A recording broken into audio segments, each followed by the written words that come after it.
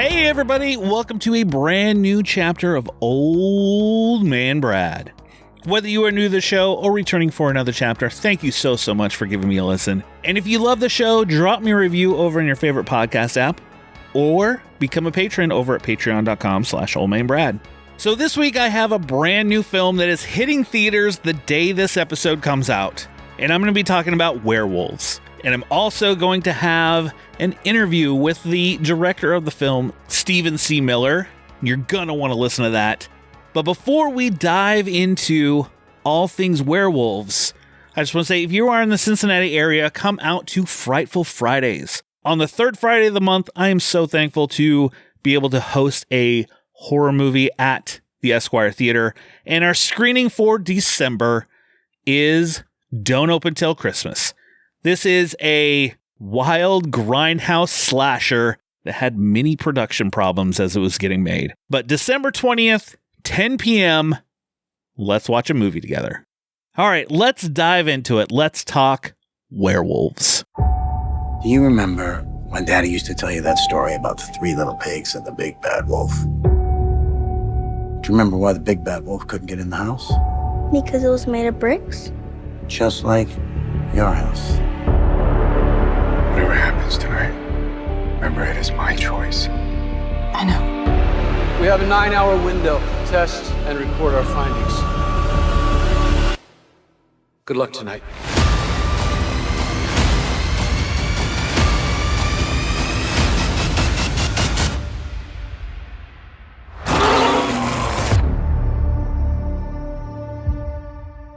Two scientists try to stop a mutation that turns people into werewolves after being touched by the supermoon the year before.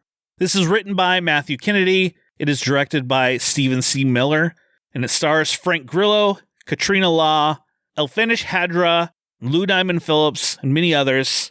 And real quick, before we dive into the interview, I'm just going to say this movie fucking ruled. I love this movie so much. It's the best action werewolf film that I've seen since Dog Soldiers. And that is the honest truth. Like, I freaking loved it. But I will dive a little bit more into my thoughts on the film itself here in a minute. But first, let's move into my interview with Stephen C. Miller, and I will talk to you on the other side. My guest today is no stranger to action or horror films, with movies such as Automaton, Transfusion, Under the Bed, Silent Night, and Marauders, just to name a few. His new film, Werewolves, hits theaters December 6th. I want to welcome in Stephen C. Miller. How you doing today? Yo, thanks for having me. This is cool. So let me ask you, like, this movie is very much like a throwback, like, think Dog Soldiers, practical effects, werewolves. How did you approach creating your werewolves? You know, we really just kind of leaned on Alec Gillis, the guy who's done this stuff a million times with like Pumpkinhead and Alien and Predator. And, you know, I went to him with a concept drawing that I loved, knowing that I wanted them to be pretty brooding and knowing that I wanted them to feel kind of hulking and scary and also knowing I needed them to move a lot. So, you know, we had to really focus in on how the concept drawing was going to transfer into a human in a suit and how were they going to be able to do as much things I needed them to do on set, which was a lot. So leaning on Alec was crucial because the guy is a legend. He gets it. And he really sort of walked me through the process from step by step. I mean, I think I was in his shop for months before we actually made it to set. And it's just sort of surreal to be sitting there with the dude that does this for gigantic movies, and he's coming down to help us because he loved this project so much. So we really just kind of focused on, you know, making sure that they were movable, that they were agile, they were able to do what we needed them to do. And I think at one point they were like really hairy, and I just started like shaving it down, getting it as lean as I could. But yeah, it was fun. Now with you know, they are very menacing werewolves, tall, brooding. What kind of challenges as you were filming it did you have? Yeah, you know, it's challenging because they're 7-foot-ish guys in these suits, right? And we had 6 of them made. And then you put the head on, so it's another foot. And then all of the animatronics going on in the head. So you have all of the puppeteering and animatronics going off on the side. And these guys can't really see. They're seeing out of the neck hole. So when their head's down, they can't see anything. So it's all a delicate balance. It's a ballet of sorts because they're basically learning everything I need them to do with it off. And then they basically go dark and have to remember what I was telling them to do. And they get me in their ear, but it's difficult. I mean, you have to almost see it in your brain for them. So it's super challenging. I mean, we had werewolves in rain fighting, so it is massively hard to get these guys to do everything you need to get them to do. But it was a lot of fun. I attribute that to the crew. It's just rock stars out there. Now you were saying they had to figure out movements. They were blind in a lot of things. I mean, there is a lot of action, werewolf action in this. Like how did you go about trying to get, I don't know, some of that action, like you said, in the rain? There's some action sequences in a facility and different things where they're moving quick. They're moving. Yeah. I mean, it really was all about timing. It was about pace, and it was about getting the camera in the right positions. I mean, that's really what it is about monster movies. You really just have to have the camera in the right place and getting them to move where it feels like they're moving quite a bit, but they're not really. It just is the camera moving with them that allows the space to feel bigger. But we also had designed a lot of really cool rigs for them. So like when they're actually running, they're not really running. They're on a rig that we're pulling them. And the camera is just where they're with them as they're clawing through and doing things like that. So we try to design some really fun things to make them move even quicker I kind of got from like old school Tim Burton Planet of the Apes, where he was sort of dragging a rug and everybody was running on the rug, so it looked like they were going really fast. That was the concept here. Okay. So we were doing a lot of really fun things behind the scenes to make it feel, like they're moving with practical. And I know I talked to Lou Diamond Phillips in October. He was out here in Cincinnati, and I did a panel with him, and he was saying that there were some days where it was like really hot. And I could imagine those guys in those suits were probably like, I can only do like a few minutes, and then we gotta. Dude, yeah. Number one, I love Cincinnati, by the way. I've shot 3 films there. I love Cincinnati. I saw that, and I was like, oh man, he's been here. I've been there. There was a pub I went down there. It was pretty cool. But yeah, it was so hot. It was, summer, Puerto Rico. These guys in suits was brutal. By the time I got 3 guys in the suit and was getting the 4th guy in, the first guy was like, dude, I got to take this off. So it was super challenging, to really hone in because it's brutal weather. Again, like these guys were just such troopers in these suits, and they were so dedicated that it obviously made all of us behind the camera like just so intense and have so much fun because they were just giving it their all. So everybody's throwing in their weight around, which is pretty cool. Everybody seemed like they were having fun in this movie. You had Lou Diamond Phillips, Frank Grillo, Katrina Law, just to name a few. Like how is working with all of them on this? They're fantastic. They're each so good in their own way. I mean, Frank is just he's Frank. He's the man. Like he is so cool. He's easy to work with. He rallies everybody on set. He wants to get the work done. He's really great. Katrina is so sweet. She loves being there. She's so good with Frank. And that's a task in its own when you're dealing with 2 leads. And they're both strong in their own way, and you want to give them the same amount of screen time. And she's just so great with all of that. And the camera loves her. And then you got Ilfinish Adara, who's so fantastic in the house. She's just really phenomenal. And you can't say anything about Lou Diamond Phillips other than it's fucking Lou Diamond Phillips. He is like one of the nicest dudes. He is the guy. Yeah. He is so nice. Yes. It's wild how nice he is. And I brought him in because he just gives that 80s nostalgia vibe that I love. You see him and you go, oh, this guy. I remember this guy. And he is just embodies sort of like what I loved about movies back in the day. And he kind of brings a gravitas to the movie that I loved as well. So, Lou is just awesome.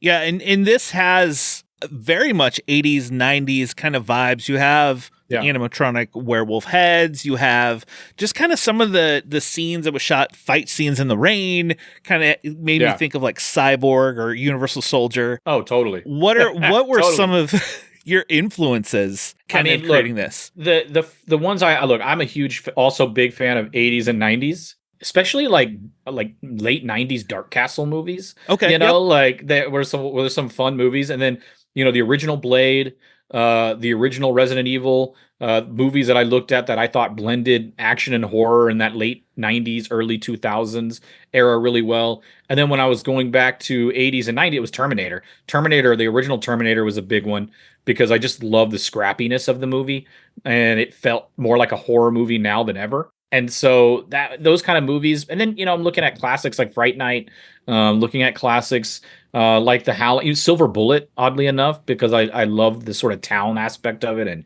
people gearing up to go fight this thing. Those were the movies I looked at, and Dog Soldiers was a big one. I love Dog Soldiers. Now, this movie, I mean, you have quite a few movies. You've done a lot of action. You've done a lot of horror. Is this one of your biggest like theatrical releases? Yeah. Oh, no doubt, for sure. They've all done something of a run, but it's really limited, like smaller. This is the first wide, what they consider wide release, which is over 1,500 screens. And so, it's pretty much in every state. It is in every state. It's trying to get to every city.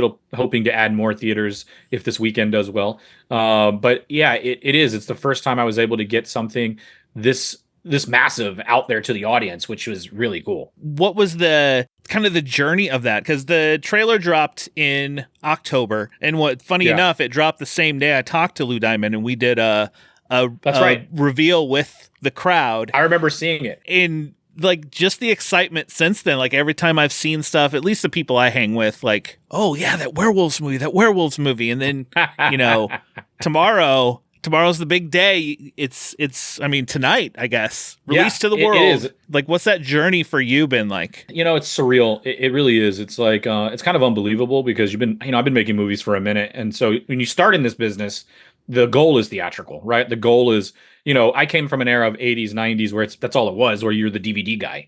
You know what I mean? And so trying to not be that was a thing when I first got here. And then you kind of got to let that go and realize, okay, my journey is just going to be different than everybody else's, and that's okay.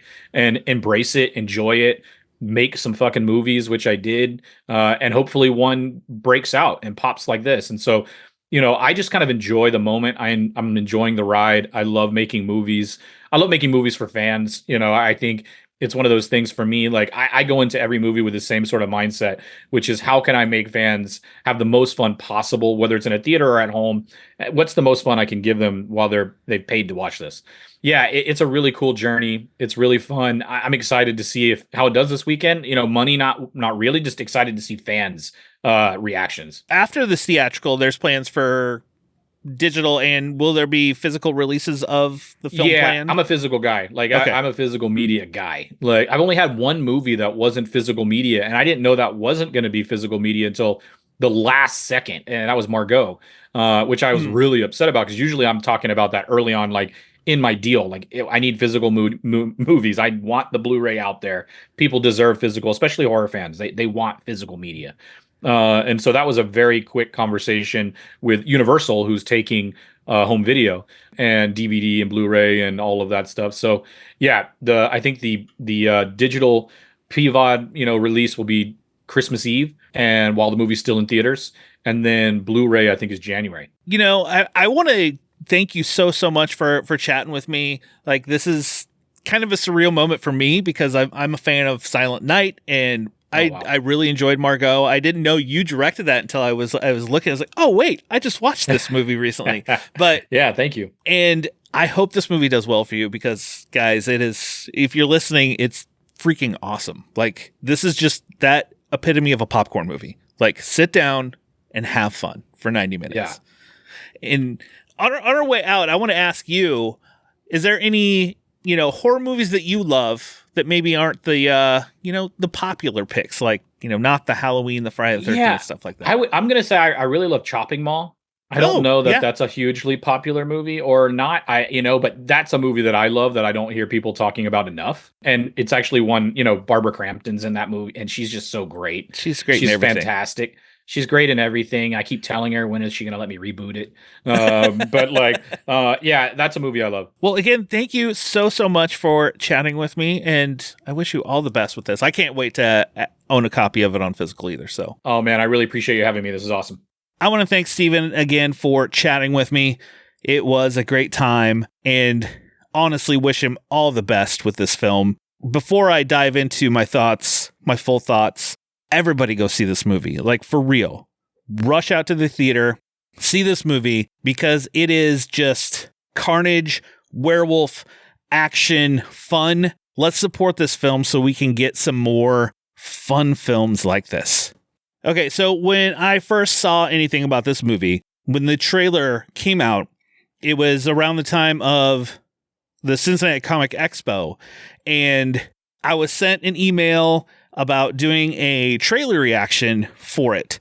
I had Cincinnati Comic Expo. I didn't have the time to do an reaction video, but I was talking to Lou Diamond Phillips that coming weekend. We kind of did our trailer reaction a little different. You could watch it over on my YouTube channel, Old Man Brad Pod. I moderated a panel with Lou Diamond, and then afterwards we showed the trailer to the crowd and got their reaction. It was so awesome. Awesome to be able to talk to him and kind of get a small piece of behind the scenes of what was going on. Got a little bit more here with Steven as he talked about the film, but from the get-go, I was hooked in, so pumped to see this movie. Could not wait. And to tell you the truth, like, I was trying not to get my hopes up too high, as I didn't want to be disappointed going in with super, super high expectations. I tried to keep them level. It was hard because any clip I saw of this movie, any trailer I saw of this movie, it just got me so excited. But then I got to see it, and it did not disappoint. This movie, like I said before we dove in the interview, this movie fucking ruled. And just out of absolute fun, full entertainment factor, it might end up on a list at the end of the year. Still working on those lists. But this film, during a supermoon, turns people into werewolves. And for that night, they turn into werewolves and they attack. Fast forward to the next supermoon, the next year, the CDC, run by Lou Diamond Phillips, with Katrina Law and Frank Grillo, they're preparing for the next supermoon. They've been trying to put together kind of an antidote to try to keep people from turning. Because if they're inside, as long as the moon doesn't hit them, they don't turn. That part's kind of weird, but it's kind of cool that it's something different like that. So take the idea of The Purge, that, one night only, shit's going down. And you add this one night only, they're all turning to werewolves, those who are in the supermoon, and it's kind of a purge with werewolves. The concept alone, I was all in for. Seeing the trailer, I was all in for, because you get practical work. You get full on werewolf suits. This legitimately reminded me of Dog Soldiers, the really tall werewolves with the heads. Their transformations are CG. They're great. But when you get the suits on them and they're running around, and every werewolf, you could tell a character that it changed from, because they still have like the clothes. There's like a punk rocker werewolf that still has like a nose piercing, dyed hair, and a leather jacket. There's another werewolf that's wearing some body armor. Other werewolves that have things that you're like, ooh, that's that character they turned. And I'm not going to dive into spoilers of people that turn or who dies or what happens. But I will say, once the moon comes out, people start to transform. The shit hits the fan. The chaos ensues. There's a whole action sequence inside a facility. But then they get in the streets and there's nobody there but the werewolves. And the few people you find, like, they attack them and it's bloody. There's one killing it that I just looked at the screen and went, oh, crap, yes. Full blood, full gore, full practical work on these werewolves. I had a smile on my face almost the entire 90-minute runtime. There is a in-sequence fight that gets set up, and it happens. I think it was ear-to-ear grin for me. Like, I don't know if you can tell how excited I am about this film. This film was just so good. Definitely going to get it when it comes out on Blu-ray because I want to watch this movie over and over again. It will make a great double feature with Dog Soldiers. Can't wait to watch them back to back.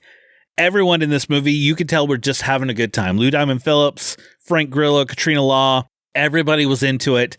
Everybody was having fun. The action sequences, Steven can film some great action. The one thing I love that really adds to like the great action sequence is the light flares that go across the screen. And as the camera's moving, it checked every box I wanted it to check as I was watching this film. So that's why I give it a high recommend to watch. Go see Werewolves. And if you can't make it to the theater, definitely make sure you see this film because it's totally worth it. Well, there's my excited rant on Werewolves. I know I kind of rambled on, but I'm excited about this movie. I love this movie. I can't wait to watch it again because it's just so much fun. On my way out, as I usually give a recommendation, you know what I'm going to recommend for you to watch at home is Dog Soldiers. You have to watch Dog Soldiers, especially if you've never seen Dog Soldiers, to kind of see where influences and stuff like that come from for this film. And I think Dog Soldiers is streaming on Peacock and Amazon Prime and a few other places out there. I think it's on Plex, but it is definitely one to check out. First time I saw Dog Soldiers, I loved it because I love the big, tall werewolf, the big werewolf head, because they seem kind of menacing. You see him blurred out in the background. That's another thing about Werewolves I love. There are a couple scenes where there's a blurred out werewolf coming up behind somebody, and just the way it's framed, the way it's shot, it was just so good.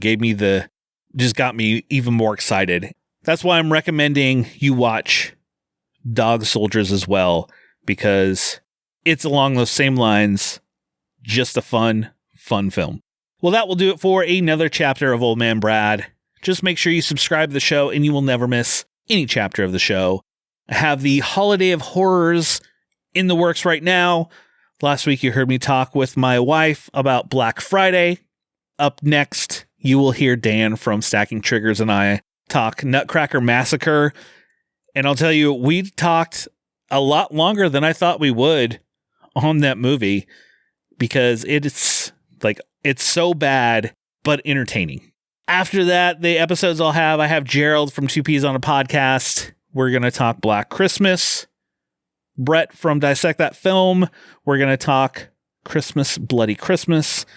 And my buddy Drew from The Real Fields and I are going to talk A Christmas Horror Story.